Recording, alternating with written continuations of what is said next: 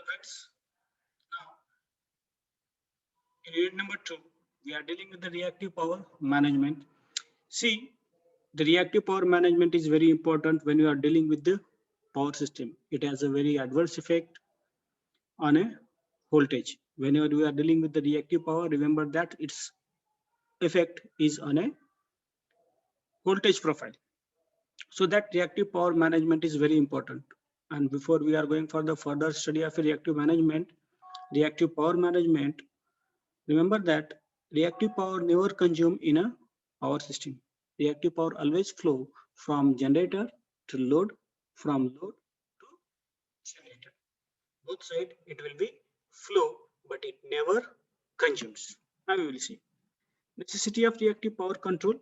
We will cover reactive power generation by a synchronous machine, effect of excitation, loading capability. These we are going to be studying. Now you see the simple diagram over here is supply and load. In between them, two powers are going to be transferred. What two power? First one is the active power. Second one is the reactive power is going to be transferred.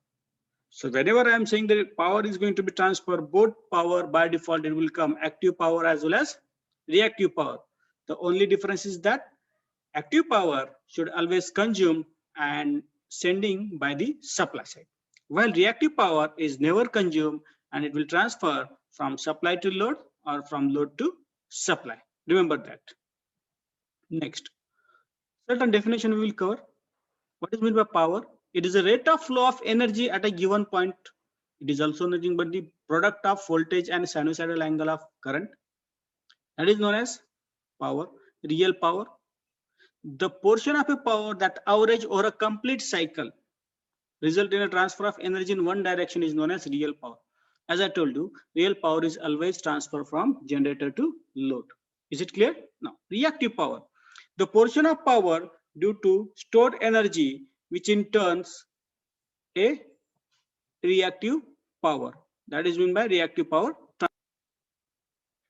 Here, the portion of power due to stored energy which returns the source in each cycle is known as reactive power.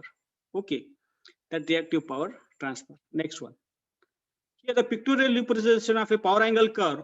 Horizontal line represent as a real power transfer, where vertical line represent the reactive power transfer, where the hypotenuse is nothing but the total power, which is apparent power. Apparent power is represented in a kVA, reactive power represented in a VAR, while real power is represented in a kilowatt or watt.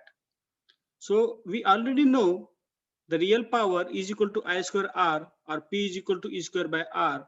The Q is reactive power, where Q is equal to I square X. Now, why we are going to be measure this?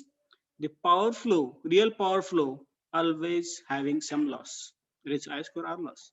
While reactive power flow also dealing with the loss. Okay, that is in terms of I square S loss. Is it clear? That's why we are telling this a power angle curve. Is it clear? So each and every power, either reactive power or apparent power or reactive power, both are having the losses. Now, what is the importance of voltage control? Importance of reactive power we are dealing. Voltage control in an electrical power system is very important for a proper operation for electrical power equipment to prevent the damage. If voltage limit is more than the prescribed limit, then it should be damage the equipment. Is it clear? The second one, decreasing the reactive power causing voltage to fall in a increasing, it causes the voltage to rise.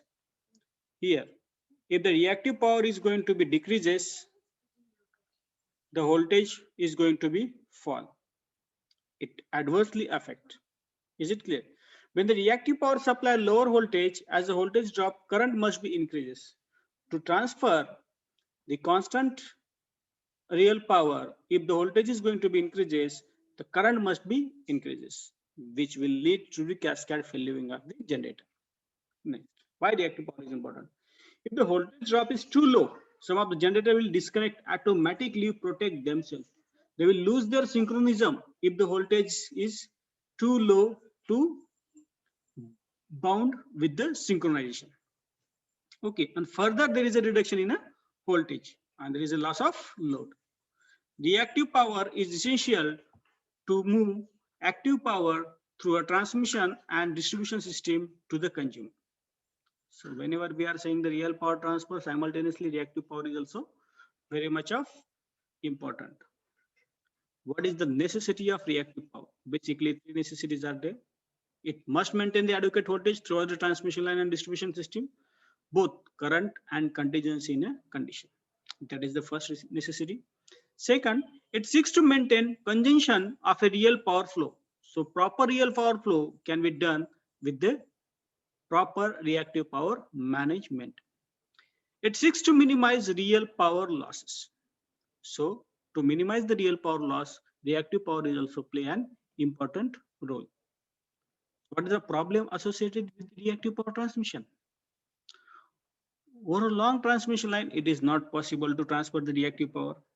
Is it clear? To each and every time we have to put the capacitor banks, capacitors, so that overall reactive power can be maintained. Voltage instability. Reactive power problem deals with the voltage instability, as I already told you. If the reactive power is less, voltage is going to be lower and lower and lower. So it will deal with the voltage instability. Third one, the real and reactive power loss should be minimum. Are you getting? The real and reactive power loss should be minimum. Fourth one, real power loss, waste of energy, while reactive power loss is a requirement of shunt compensation of equipment. Real power loss is always deal with the waste of energy, while reactive power deal with the reactive power requirement for a shunt compensation of equipment. It is clearly mentioned. Reactive power, shunt compensation, real power loss is a total waste of electrical energy. Fifth one, under peak load condition, it is required that reference voltage should be maintained per unit. It means what? Your voltage supplied by the generator should be maintained constant irrespective of variation of load. That is the peak load. And it can be done by using the reactive power management. Reactive power flow depends on the magnitude of VR and VS. That is receiving in voltage and sending in voltage. If the sending in voltage is more, then voltage reactive power transfer from sending in to receiving end. If receiving in voltage is more than the sending in, then power transfer exactly same from receiving to sending in. In both direction, power will be transferred depending on the voltage magnitude. Seventh one, when line opens, VR side is higher. That is receiving voltage is very much higher. Why it is higher? We know transmission line is let down and it is having the distance from the earth. So from conductor to earth, there is a capacitance developed. So because of capacitance and no load condition, obviously voltage is going to be boosted. Next, temporary over voltage is mainly due to rejection of load. Sometimes suddenly load is going to be reduces. If suddenly you disconnect the load, increases the voltage. So this is a temporary change of voltage can be a problem in a reactive power transmission. Okay. So this is about the reactive power management. So thank you. Thank you for watching the video.